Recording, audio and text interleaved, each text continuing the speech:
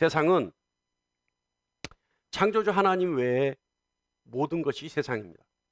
그러니까 세상이라고 얘기하는 것은 창조주 하나님, 그 하나님 외에 나머지 모든 것이 세상입니다. 근데 세상은 죽음만을 알아요. 왜냐하면 세상은 생명을 경험하지 못했기 때문에 그렇습니다. 죽음이라는 것을 생각해 보면요, 죽음은 사라지는 것을 말합니다. 다시 말하면 영원하지 않는 것을 말하는 거죠. 세상은 영원하지 않고 사라지기 때문에 거짓이라고 말할 수 있습니다. 한결같지 않고 언젠가는 사라지는 것이기에 한계가 있는 것을 말합니다. 한계란 아무리 발버둥치고 몸부림쳐도 도저히 극복할 수 없는 것, 그것이 한계죠. 세상은 죽음이라는 한계를 가지고 있기 때문에 영원한 생명을 알지 못하고 이해하지 못합니다. 반면에 하나님은 생명이시죠. 그렇기 때문에 영원하십니다. 영원하기 때문에 사라지지 않기 때문에 거짓이 아니기 때문에 진리라고 말할 수 있는 겁니다. 생명을 안다는 것은 진리를 안다는 겁니다. 생명을 안다는 것은 하나님을 안다는 것과 같은 의미를 가지고 있습니다. 하나님은 생명을 예수 그리스도 안에 감추어 두셨습니다. 그렇기 때문에 예수 그리스도를 통해서만 생명을 알 수 있는 것이고 생명을 소유할 수 있습니다. 이것이 없어지지 않는 진리입니다. 예수 그리스도를 통해서 생명을 경험하게 되면 생명을 이해하게 되고 생명을 알게 됩니다. 할렐루야. 제가 그냥 명제들만 쭉 읽은 거예요. 명제들만. 그러니까 이 명제, 여러분 듣기에는 뭐 간단한 것 같지만요, 이렇게 명제들을 만들기까지는 여러분 상당한 들으니까 뭐 맞아 이렇게 동의가 되지만 사실은요, 이걸 만들기 위해서는 상당한 고심과 고뇌가 필요해요. 예? 그러니까 이거 필요하신 분들은 달라 그러세요. 제가 사진 찍어서 카톡으로 보내드릴게요. 아주 심오한 뜻이 있는 말씀입니다. 근데 우리가요, 오늘 본 말씀 17절, 지난주에 우리가 했던 말씀입니다. 17절 말씀 다 같이 한번 볼까요? 다 같이 시작. 지혜와 계시의 영을 너희에게 주사 하나님을 알게 하시고. 자, 이거는 이제 PPT에 나옵니다. 그러니까 이제 앞으로 PPT를 보시면서 읽으시면 돼요. 자, 여기서 성령 하나님의 지혜와 계시로 하나님을 안다라고 하는, 여기서 하나님을 안다라고 하는 뜻이 무슨 뜻이냐면, 이 안다라고 하는 것은 지식을 얘기하는 것인데 이해의 지식 또는 경험의 지식, 이 두 가지를 얘기하는 겁니다. 그러니까 깨달아서 듣고 머리로 이성으로 판단하고 상식으로 판단해서 깨달아서 이해해서 갖는 지식과 경험을 통해 하는 지식이 있습니다. 갖는 지식이 있습니다. 그러니까 이해의 지식은 간접 지식이죠. 그런데 경험을 통해서 받는 지식은, 갖는 지식은 직접적인 지식입니다. 직접 경험을 통해서 받기 때문에 그렇습니다. 자, 그래서 귀를 통해서 듣고 이해하는 하나님을 믿게 되고, 믿음이 생기면 경험을 통해 하나님을 더 많이 알게 되는 것이고, 하나님에 대한 지식이 더 풍성해지는 것, 그래서 믿음이 더해져 가는 것, 이것이 기독교의 진리고 이것이 믿음의 순기능입니다. 오늘은요, 지난주와 같은 본문이에요. 지난주와 같은 본문. 그런데 바울의 기도의 내용이 무엇인지 좀 더 자세히 알아보고, 그래서 오늘은 같은 본문이지만 기도의 내용을 정확하게 파악해서 우리 자신들의 삶에 적용시켜 보고자 합니다. 자, 우리가 알고 있죠. 이 기도의 내용은 누구를 위한 기도다? 에베소 교인을 위한 기도다. 바울의 중보 기도다. 17절에 지혜와 계시의 영으로 하나님을 알게 해달라고 기도하는 것. 하나님을 알게 해달라고 기도하는 것. 그런데 오늘 말씀을 보면 하나님에 대해 무엇을 알고 알게 된 지식이 어떤 유익이 있느냐에 대한 말씀이에요. 그러니까 바울이 지혜와 계시의 영으로 하나님을 알게 해주십시오 라고 기도한 후에 그 하나님을 알게 된 내용이 무엇이며 그것이 에베소 교인들에게 어떤 유익이 있는지에 대한 구체적인 설명이 오늘 본문입니다. 자, 그래서 오늘 이 말씀을 우리 자신들의 삶에 적용시켜서 반드시 승리하고 성공할 수 있는 저와 여러분이 되기를 간절히 축원합니다. 바울이요, 성도들이 반드시 알아야 하고 반드시 깨달아야 한다. 그래서 하나님 앞에 이러이러한 것들이기 때문에 하나님, 에베소 교인들이 반드시 이것을 알아야 되겠습니다. 하나님에 대해서 알아야 되겠습니다라고 간곡히 간구하는 것. 그 내용의 첫 번째가 뭐냐면 부르심의 소망이 무엇인지 알아야 한다는 거예요. 부르심의 소망이 무엇인지. 우리 17, 18절 말씀 다 같이 한번 볼까요? 다 같이 앞에 보시고 시작. 너희 마음의 눈을 밝히사 그의 부르심의 소망이 무엇이며, 이걸 알아야 된다는 거예요. 부르심의 소망. 그런데 여러분, 바울이 얘기하는 이 부르심의 소망이 무엇이길래 반드시 알아야 된다고 얘기하는 걸까요? 제가 여러분께 설명할 테니까 여러분 반드시 알길 바랍니다. 반드시 소유하길 바랍니다. 자, 에베소서 1장 4절에 보면 하나님이 우리를 택하셨어요. 그리고 1장 5절 말씀을 보면 기쁘신 그의 뜻대로 우리를 예정하셨어요. 그래서 택하시고 예정하셔서 부르셨어요. 그런데 그 부르신 뜻이 뭐냐? 무엇 때문에 하나님이 부르셨나? 사랑하는 여러분, 우리 그리스도인들은요, 하나님의 부르심으로 그리스도인으로서의 삶이 시작되는 겁니다. 동의하십니까? 그러니까 하나님이 부르셨기 때문에 우리는 그리스도인의 삶이 시작되는 거예요. 여러분, 우리가 이 자리에 있는 것, 지금 이 자리에 있는 것, 이것은요, 하나님의 부르심에 응답한 순종의 결과가 이 자리에 있는 거예요. 동의하십니까? 자, 그런데 우리가 하나님이 부르셔서 이 자리에 있는 것은 알겠는데 하나님이 왜 부르셨냐는 거예요. 왜 부르셨냐? 뭔가 이유가 있을 거 아닙니까? 그죠? 아니, 세상을 하나님의 뜻대로, 세상을 하나님의 작정대로 지으신 그 하나님이 누군가를 부르는데 아무 생각 없이, 아무 이유 없이, 아무 계획 없이 부르셨겠습니까? 자, 그렇다면 하나님이 부르심의 소망, 다시 말하면 하나님이 부르신 뜻, 하나님이 부르신 이유는 과연 무엇이냐? 첫 번째는 로마서 1장 6절 말씀입니다. 다 같이 한번 읽어볼까요? 시작. 너희도 그들 중에서 예수 그리스도의 것으로 부르심을 받은 자니라. 자, 목적이 있죠. 세상 중에서, 그들 중에서, 너희도 그들 중에서, 세상 중에서 부르심을 받았는데 무엇 때문에 받았어요? 그 말씀 다시 한번 올려주실래요? 자, 무엇 때문에 부르심을 받았어요? 예수 그리스도의 것으로.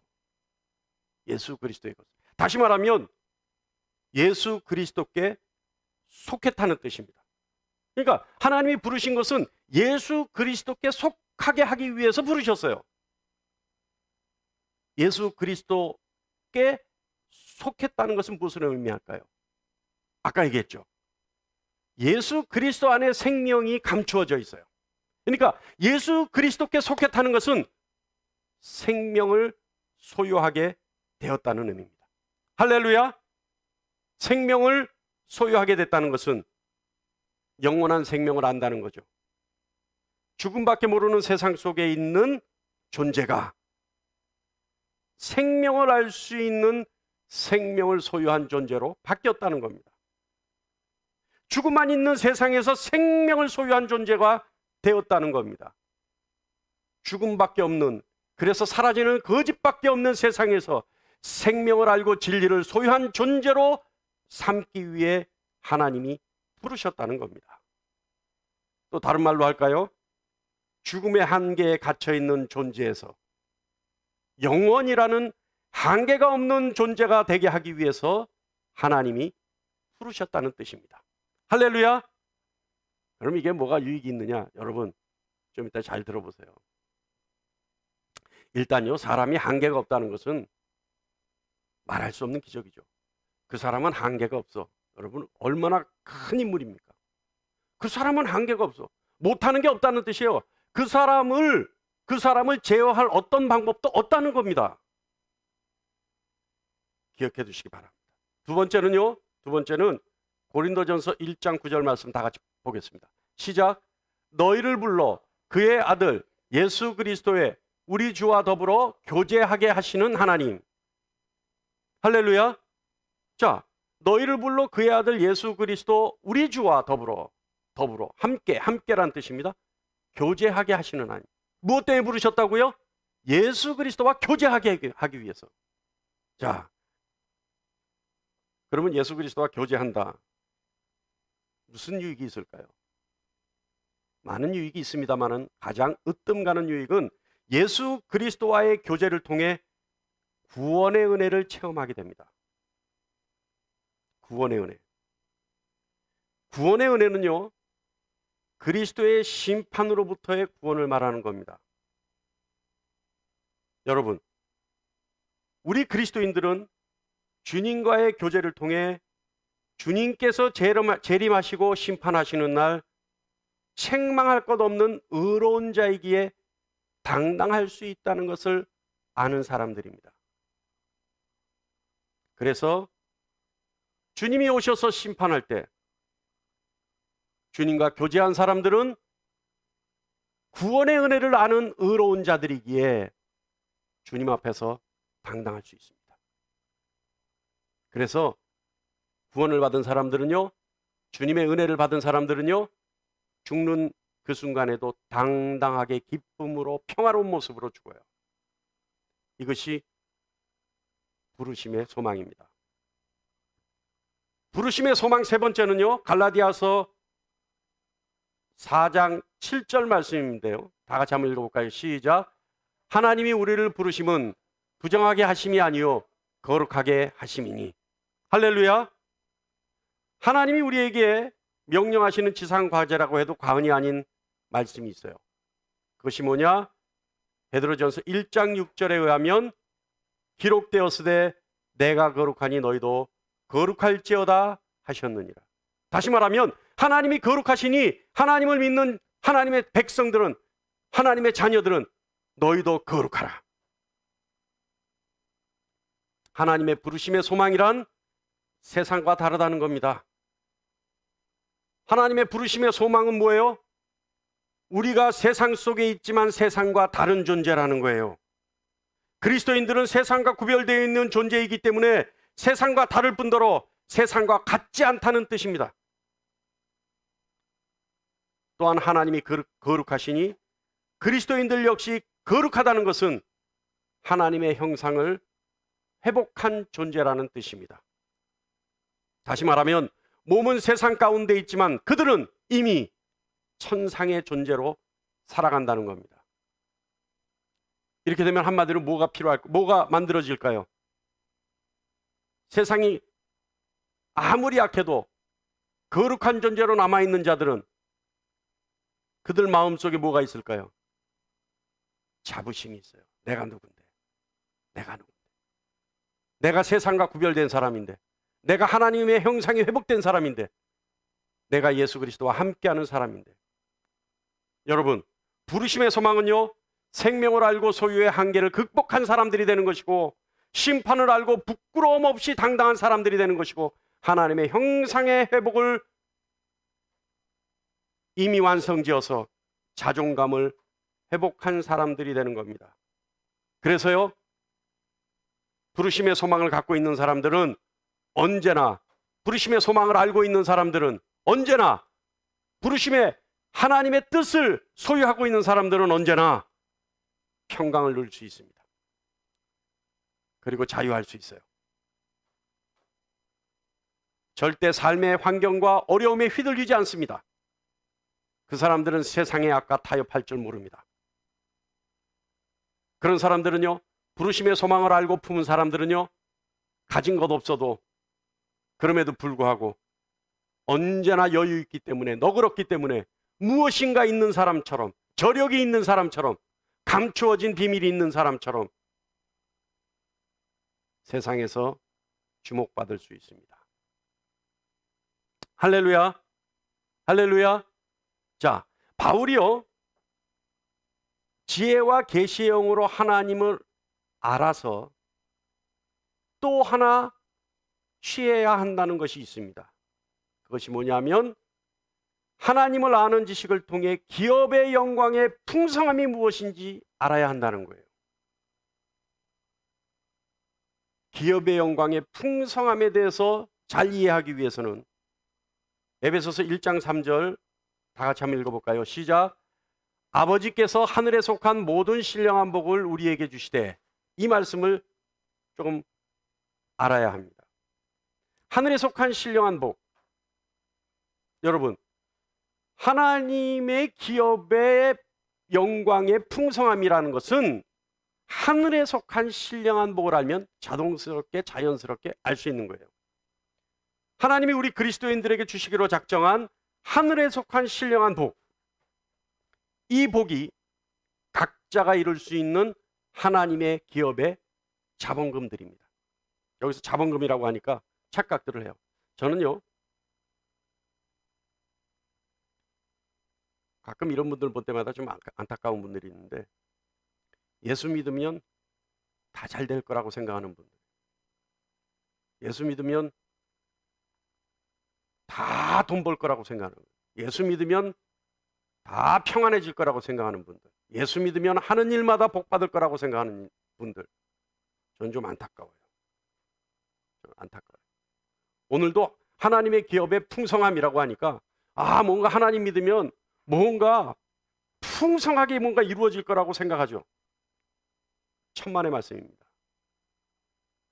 오늘 말씀을 다 들으면 이해가 가요.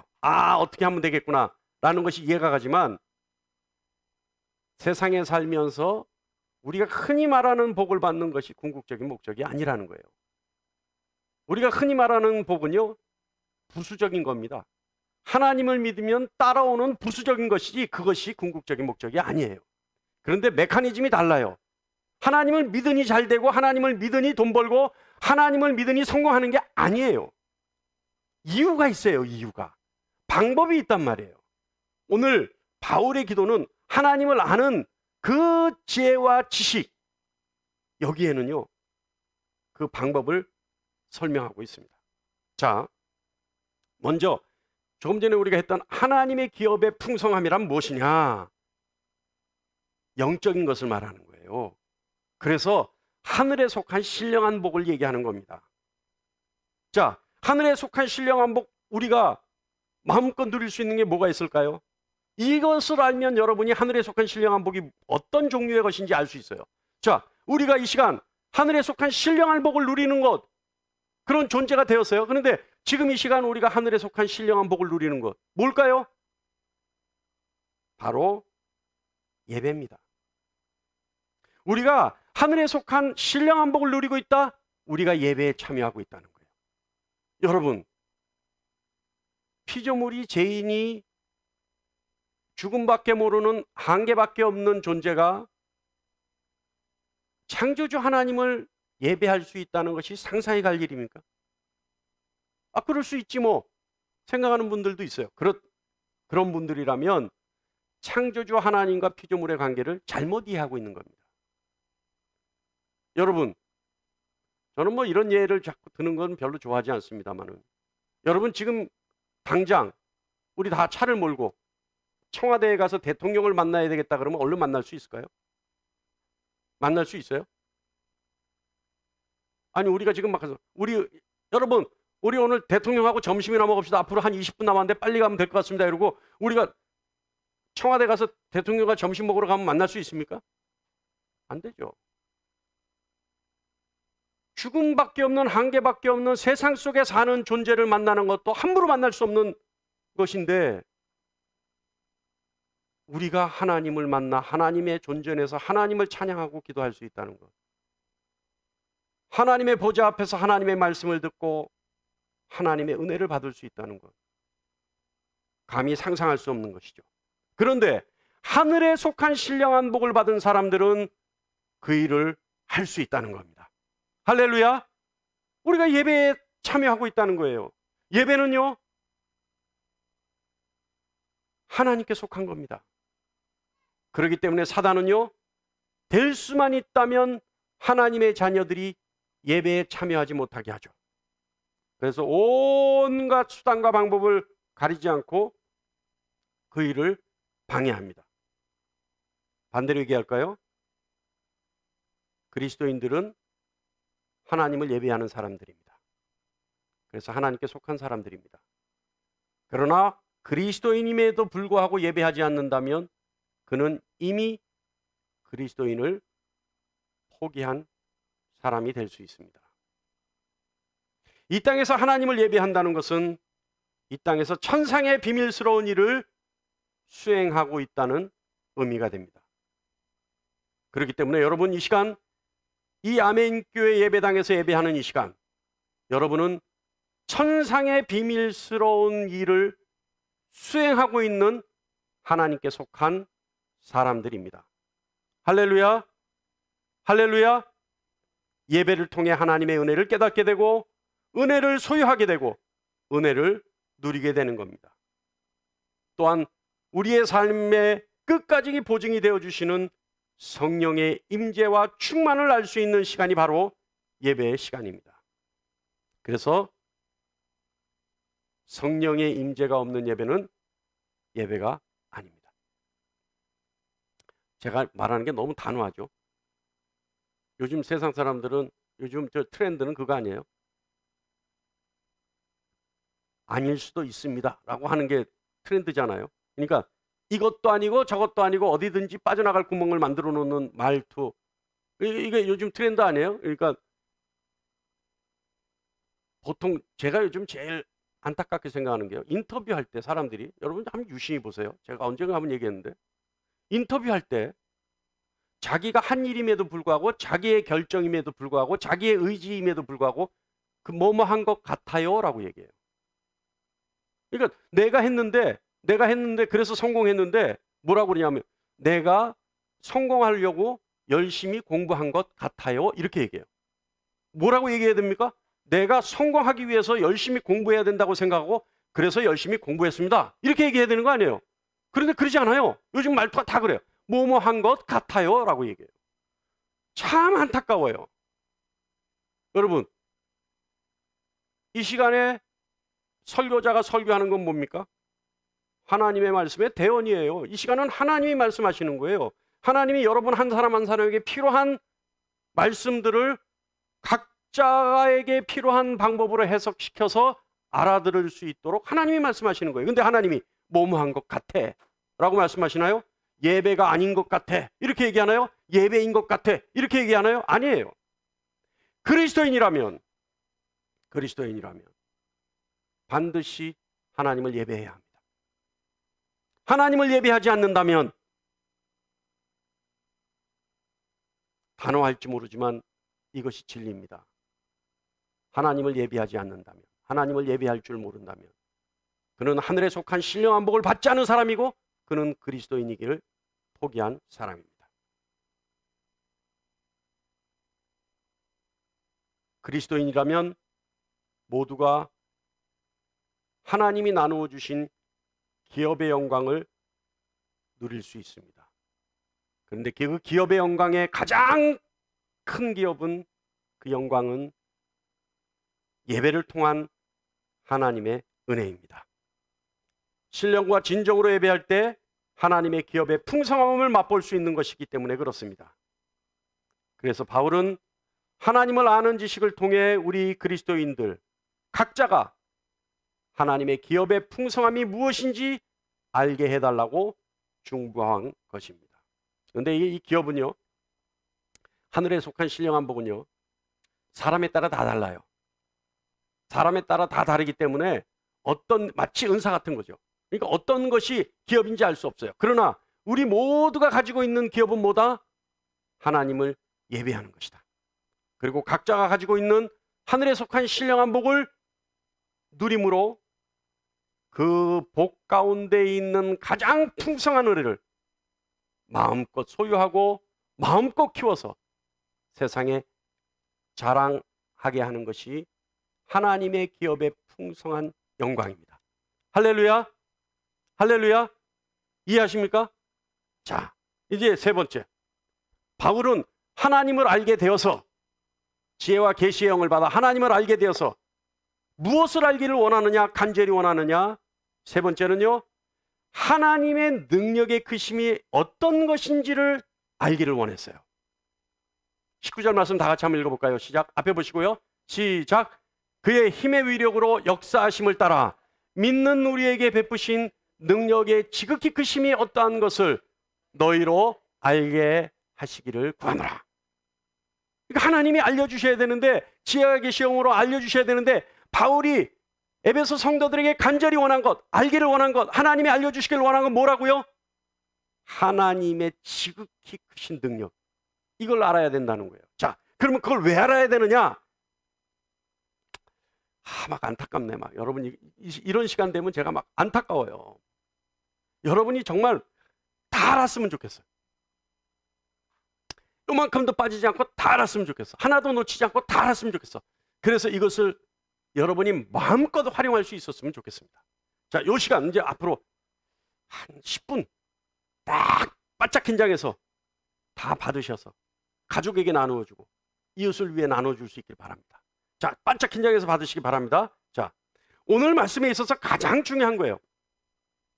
특히 이 말씀의 의미는요, 이 땅을 살아가는 그리스도인들에게 반드시 필요한 말씀입니다. 자, 먼저 하나님의 능력, 어떤 능력을 말하느냐? 20절 말씀에 그 말씀이 있어요. 다 같이 시작. 그의 능력이 그리스도 안에서 역사하사 죽은 자 가운데서 다시 살리시고. 자, 그의 능력이 어떤 능력이에요? 죽은 자 가운데서 다시 살리신 능력이에요. 생명의 능력. 아까 말했지만요, 세상은 생명을 알지 못합니다. 알 수도 없죠. 그렇기 때문에 이 말씀을 이해하지 못해요. 그러나 저와 여러분은 알죠. 왜냐하면 우리는 생명을 가지고 있기 때문에 알 수 있습니다. 자, 생명의 능력이란, 죽지 않는 능력이란 이 땅에서 다시 사는 것뿐만 아니라 이 땅에서 초월하는 것을 말합니다. 다시 말하면 천상의 삶과 생명을 말하는 거죠. 무엇보다 생명의 능력이란 한계를 갖지 않는 능력을 말합니다. 한계를 갖지 않는 능력. 자, 여러분 한계가 있습니까? 없습니까? 너무나 많아서 헤아릴 수가 없죠. 우리 모두가 가지고 있는 것, 죽음이라는 한계 아닙니까? 그러나 예수 그리스도께 속함으로 그 한계를 이겨내고 생명을 받게 된 거 아닙니까? 그렇다면 가장 무서운 한계를 이겨낸 우리가, 가장 무서운 한계를 극복한 우리가 우리 삶에 있어, 우리 스스로에게 있어 극복하지 못할 한계는 없죠. 여러분에게 한계가 있습니까? 그렇다면 하나님을 아는 지식으로, 하나님의 능력을 아는 지식으로, 하나님의 능력을 알고 믿는 지식으로 그 한계를 능히 극복할 수 있는 저와 여러분 되기를 간절히 축원합니다.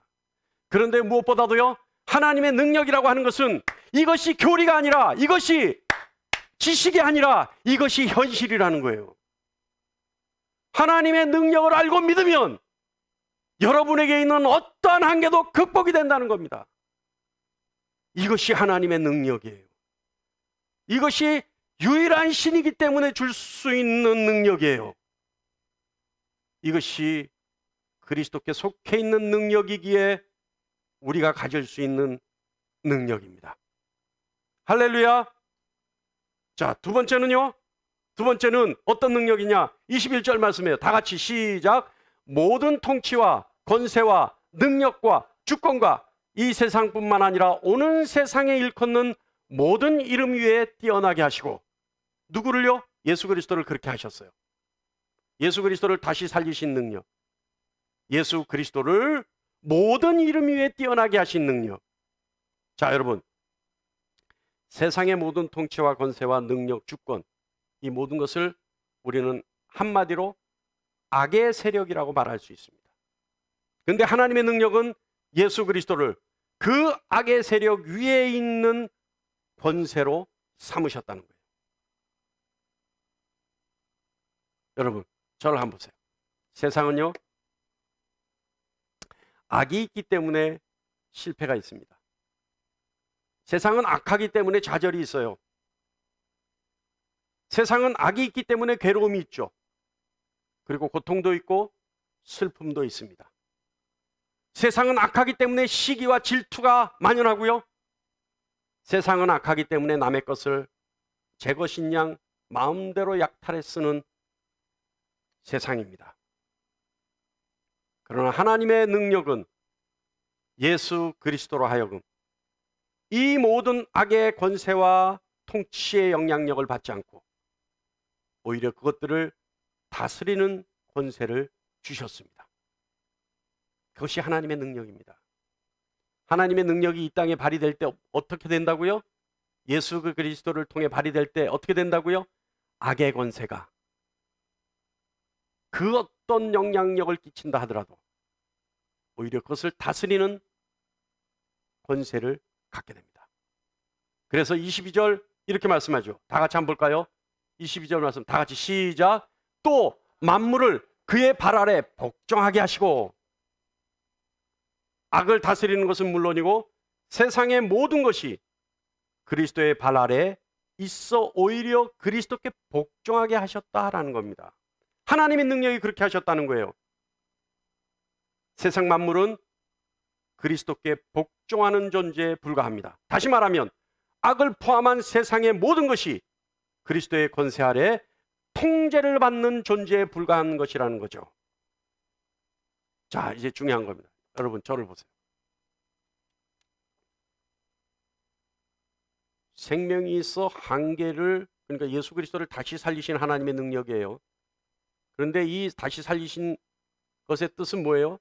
생명이 있어 한계가 없는 존재가 되는, 존재로 만드는 능력입니다. 그런 존재가 되는 거죠. 또 세상 모든 악 위에 뛰어난 이름, 세상 모든 악을 다스릴 수 있는 권세를 하나님의 능력이 예수 그리스도에게 주셨어요.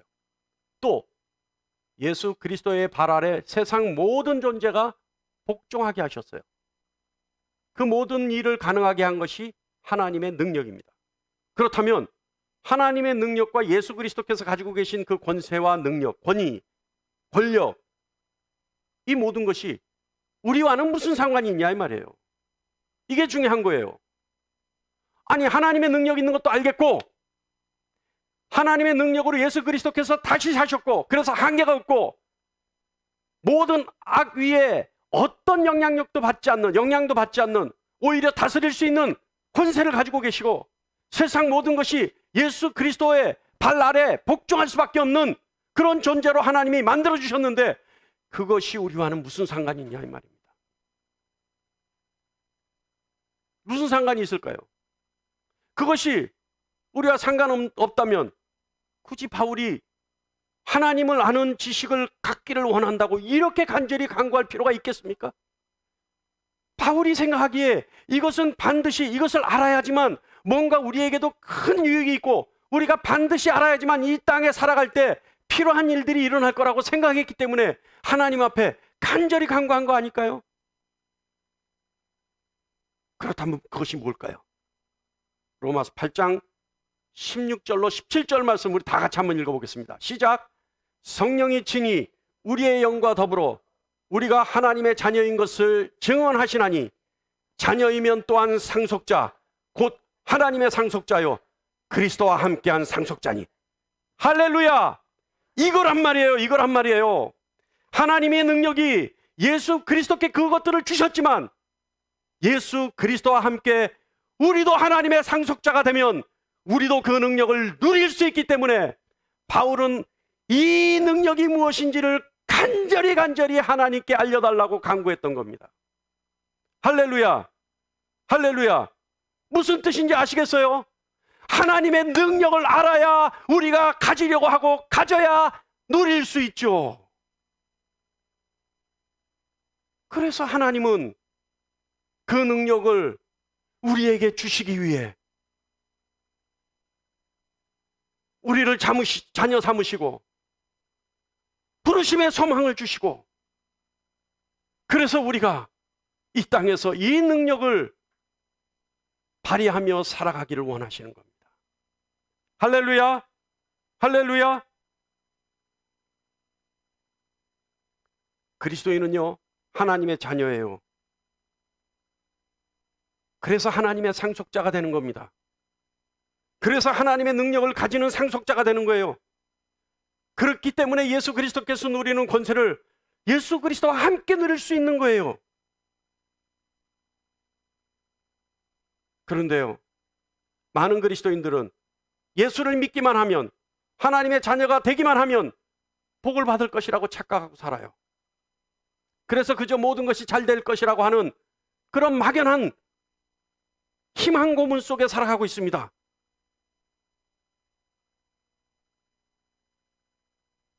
여러분, 하나님이요, 창조주 하나님이시면서 그리스도인들 때문에, 다시 말하면 하나님 자녀 때문에 시험 드는 일이 있어요. 그것이 뭔지 아세요? 아니, 하나님이 시험 들 일이라면, 창조주 하나님이 시험 들 일이라면 도대체 무슨 일일까요? 그것도 하나님의 자녀들 때문에 시험 드는 일이 있다니까요. 이거 제가 만들어 놓은 우스갯소리인데 웃을지 안 웃을지 모르겠어요. 그런데 한번 써먹어 볼게요. 여러분, 창조주 하나님이, 전지전능하신 하나님이 우리들 때문에 시험 들 일이 있어요. 그것이 뭐냐면 하나님의 자녀들이 서로 이기게 해달라고 기도하는 것이 하나님이 시험 드는 일입니다. 안 무서운가 보죠? 예? 우스워요? 안 무서워요? 서로 이기게, 서로 각자가 내가 이기게 해달라고 기도하는 것이 하나님 시험 드는 일이라니까요. 여러분 여기서 다 앉아서 기도하시는 분들, 내가 그 기도 다 들어보진 않았지만 모르긴 몰라도 각자가 이기게 해달라고 기도하는 내용 아닙니까? 그 기도 때문에 하나님이 시험 든다니까요. 누구를 이기게 해줘야 될지 모르기 때문에. 그런데 여러분,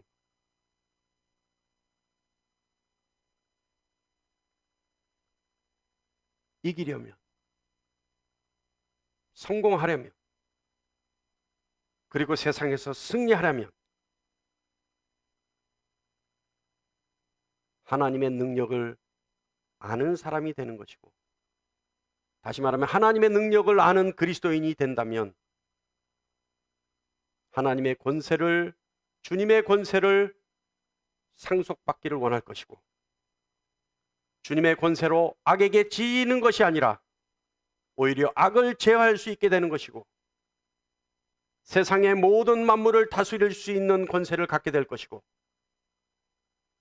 그렇게 된다면 세상에서 승리, 성공을 보장할 수 있게 되는 것입니다. 그럼 이런 분들이 있죠. 그렇다면 나는 왜 이렇게 안 될까? 나는 왜 그렇게 되지 않을까? 그러면 하나님의 능력을 알고, 그러면 예수 그리스도께서 하나님께 받은 그 능력을 나도 상속받기를 원하는데 나는 왜 안 될까? 여기에는 단서가 하나 있어요. 우리 조금 전에 로마서 말씀 한번 다시 띄워줄 수 있습니까? 로마서 8장 16절로 17절 다시 한번 다 같이 읽어볼게요. 지우지 마시고 그대로 띄워놔 주세요. 다 같이 시작. 성령이 친히 우리의 영과 더불어 우리가 하나님의 자녀인 것을 증언하시나니 자녀이면 또한 상속자, 곧 하나님의 상속자요 그리스도와 함께한 상속자니. 자, 저기 말씀이 있어요. 자녀이면 또한 상속자다. 하나님의 자녀가 되면 반드시 상속자가 된다는 얘기입니다. 곧 하나님의 상속자가 된다. 그런데 어떻게 해야 된다고요? 그리스도와 함께한 상속자가 되는 거예요. 할렐루야. 그럼 여러분, 이 시간 그 생각하는 거예요. 나는 왜 안 될까? 나는 왜 그런 것들을 못 누릴까? 그리스도와 함께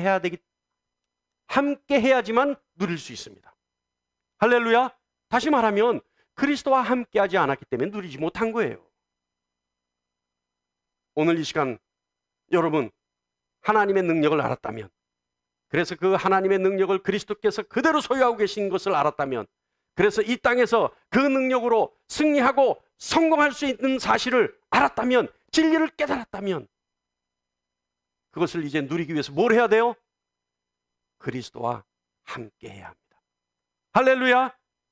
다시 말하면, 역으로 얘기하면 그리스도와 함께 하기만 하면 이 놀라운 능력과 권세를 마음껏 누릴 수 있는 천상의 존재로 이 땅에서 살아갈 수 있다는 겁니다. 할렐루야. 할렐루야. 그래서 바울은 간절히 간구해요. 하나님을 아는 지식으로 하나님의 능력을 알고 갖기를 원합니다. 여러분, 이 시간 우리도 간절히 간구하기를 원합니다. 바울처럼 이웃을 위해 간구하지는 못한다 하더라도 최소한 자기 자신을 위해서라도 여러분 간구하시기를 바랍니다. 무엇을 간구할까요? 하나님을 아는 지식을 간절히 간구하기를 원합니다. 그래서 부르심의 소망을 가지고 세상을 올려다보는 것이 아니다, 오히려 내려다보는 존재가 되기를 간절히 간구하는 여러분 되시기를 바랍니다. 하나님 앞에 간절히 간구하기를 원합니다. 생명이 있음의 자부심과 함께 세상을 초월하는 당당한 존재로 살아갈 수 있게 해달라고 간절히 간구하는 여러분 되기를 간절히 바랍니다. 여러분, 하나님 앞에 간절히 간구하기를 원합니다. 하나님의 능력을 그리스도와 함께한 상속자로서 이 땅에서, 이 세상에서 모든 일에 승리할 수 있게 해달라고 간절히 간구하는 여러분 되기를 간절히 바랍니다. 할렐루야. 이제 알았잖아요. 하나님을 시험 들게 하는 기도하는 사람들이 아니라 하나님의 상속자로서 당당히 하나님께 받을 수 있는 것을 받기를 원하는 하나님의 능력을 아는 존재로서 하나님을 기쁘시게 하는 기도할 수 있는 방법을 알았지 않습니까? 그렇다면 이제부터 하나님을 기쁘시게 하는 기도하는 하나님의 백성으로서, 하나님의 자녀로서 그리스도와 함께한 모든 능력을 상속받는 여러분 되기를 간절히